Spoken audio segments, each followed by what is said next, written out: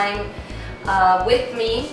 And well, today it's all about the Indigo Revolution. I'm not going to get too much into detail about who are the Indigos and what are the traits of the Indigos, because you can find tons of information online about this subject and what are the traits and things like that. But I really wanted to give actually a different perspective. I wanted to kind of talk about the misconceptions of the Indigo Revolution, the Indigo Children, and what exactly are the Indigo Children. When I saw this documentary on the Vice channel on YouTube, which I freaking love that channel. They talk about so many things that are really important and things that are really happening and going around in this world, and I have nothing bad to say about actually that channel. Although they did a small documentary on the Indigo Children, and the person that was doing the documentary, the interviewer, you know, I don't blame him for feeling perplexed about this whole Indigo Revolution, especially if you are a skeptic like he was or he is. And I just kind of want to touch up on things that they didn't really talk about in the documentary that I found that are so helpful and so important into making people understand what exactly is an Indigo child, and how Indigo Children is not just like this group of people that are like extra special. It's actually the newer generation. So basically, let's start with that. Being an Indigo child, it's not that you are born special and you are born with all these different powers and psychic abilities, but it actually means that our race, the human race, it's actually evolving. And this is just a product of what we wanted back in the 60s. In my last video, the one that's called The Soul's War and the Collective, I talk about that kind of lightly, and I just talk about the fact that we are, and we as in not only humans, but the entire universe, but let's keep it on in this world, shall we? We as a human species, or just we as the citizens of this planet, and when I mean citizens, I do want to also include animals as well. We're constantly evolving. We are ever evolving, and we don't only evolve, you know, our body parts and the way we look, our ears or whatever. We evolve emotionally and mentally. And so what the Indigo Revolution is just a byproduct of evolution. So can we take a look at it in that sense? You know, it's just a byproduct of our evolution. And these are not just children that, you know, some children are born special and these are the children, and no, this is the product of our evolution, meaning this is a newer generation being born.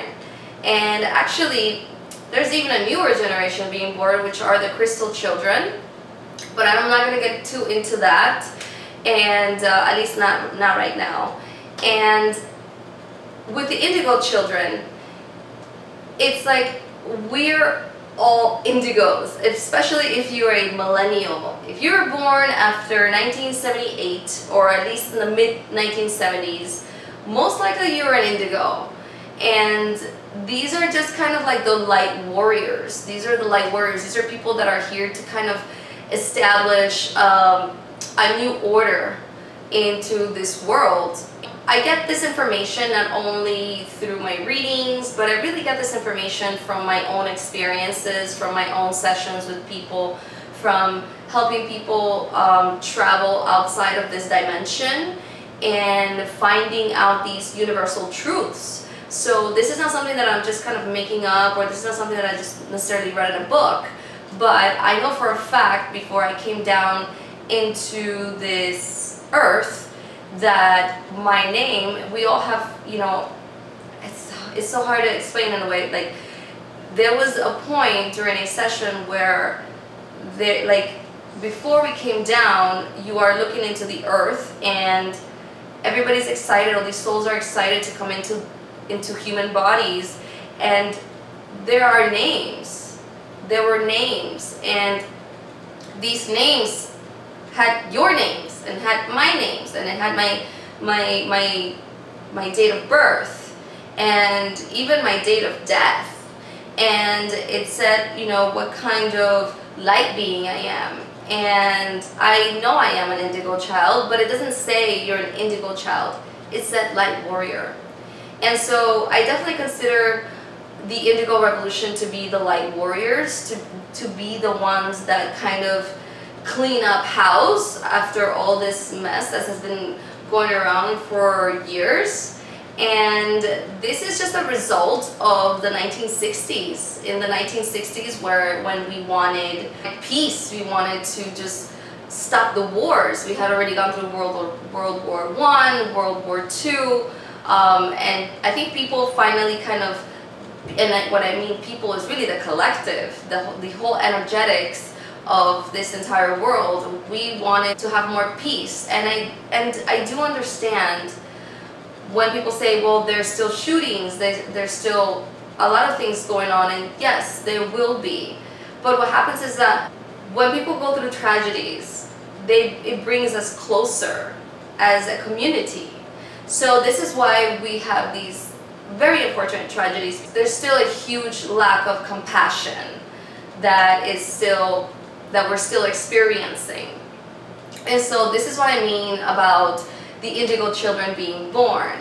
Now, there are many indigo children that are not awakened yet, and I was definitely one of those. I think when I was a young girl, I knew that there was something bigger than myself, and I just wanted to give it the name of God, but it didn't fit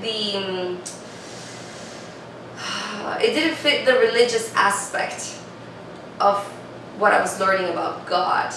I just knew that there was this huge amount of energy, huge magic in the world, and I couldn't quite put my hands on it.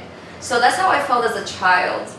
And when it came to my awakening, when I first even started to meditate, I would start seeing these colors, right? And a lot of people can relate to that, because when we meditate, we see colors, especially if you are a beginner in meditation. Soon after, you're gonna start to relax, and then when you get really, really nice and relaxed to a deeper state, you're gonna start seeing colors. So when you start seeing colors, that's really your own aura that you're finally starting to experience and see, which is a beautiful and wonderful thing. Although, as I became more and more awakened, one color only really remained as I was meditating, and that color was the indigo color. At that time, I really didn't even think about the fact that I was an indigo. I was just going about my meditation and just exploring and understanding.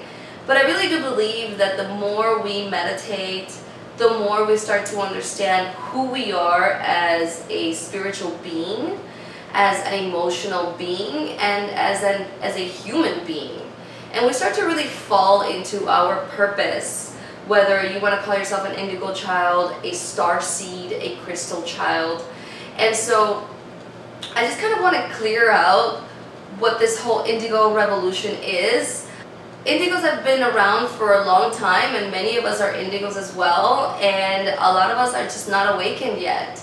And also this whole thing with ADHD, that is the new indigo, that is the new human being. These human beings are born to be kinesthetic learners, okay?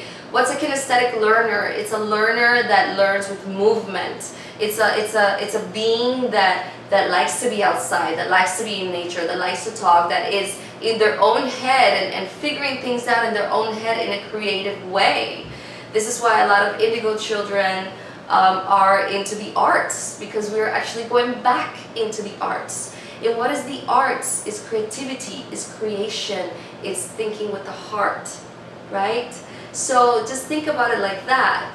These children are really meant here to really just change the world. We are here to change the world for something better. So even if you believe or you don't believe that you are an indigo child, or you think it's phony or whatever, just think of it as a natural progression of our humanity, of our species. We are going to evolve. We are going to be the ones that are going to change, not only physically but emotionally. Our brains are going to evolve.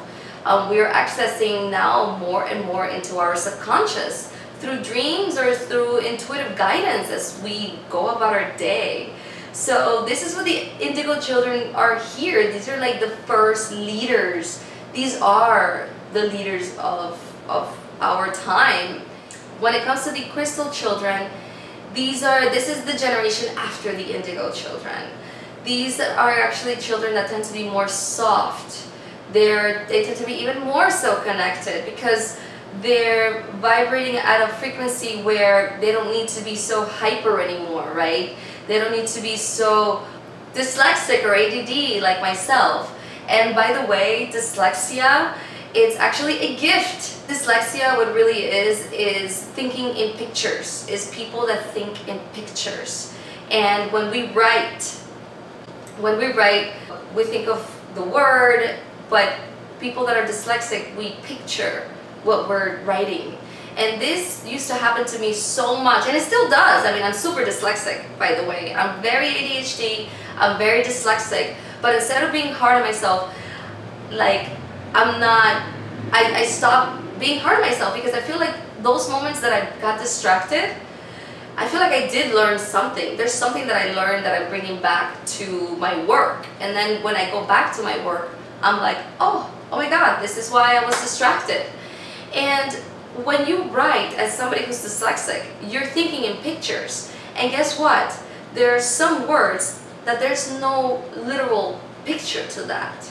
And so that is how we start to confuse and invert numbers, invert words. This happens to me so much. If you follow me on Instagram, if you follow me on Facebook, you're gonna see that I make a lot of little grammar mistakes. And it was something that I really was not happy about, was not proud of. But I realized that this is who I am, and why am I gonna just keep being so hard on myself? And so I just realized I think in pictures, and a lot of times mediums, psychics, whatever you want to call it, people that are more intuitive, that's how they get their information, through pictures. And so if you are ADHD, if you are dyslexic, please don't be hard on yourself. Know that you have a gift. You have a gift that you just need to develop and exercise. The third eye is actually a muscle. It's not something that you're just gonna be like super psychic about everything and understand all these energies. It's something that takes practice, and it's something that takes patience. And if you don't have patience, then don't necessarily put a goal, an end goal to things. Just meditate, just be with yourself, read about this topic.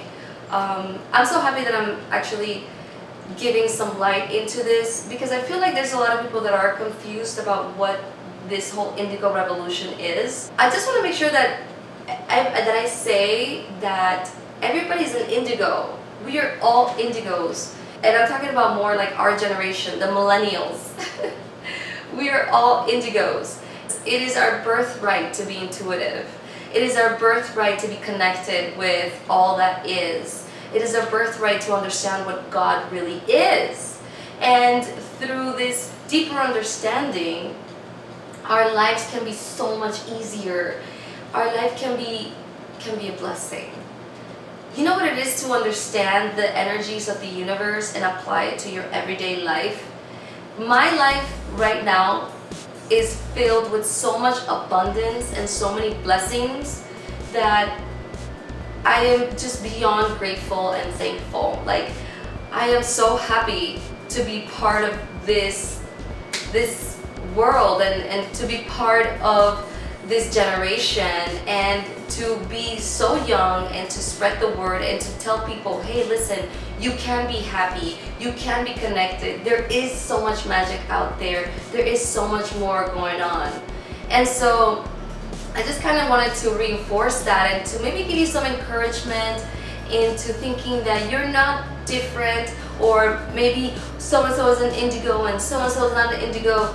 No, you guys are both. It's just one is awakened and the other one's not awakened just yet. And that is completely fine. You will awake at the right time. Everything is in divine order. Everybody's so special. Everybody really has something to contribute into this world, and so do you. And so I really hope that this is the time where this can get you thinking and kind of wondering what it is that you really want to do with your life. And know that it is your birthright to be intuitive. It is your birthright to be connected. And it is your birthright to be happy. Okay guys, I love you all. Mwah. Have a beautiful evening or day. Bye.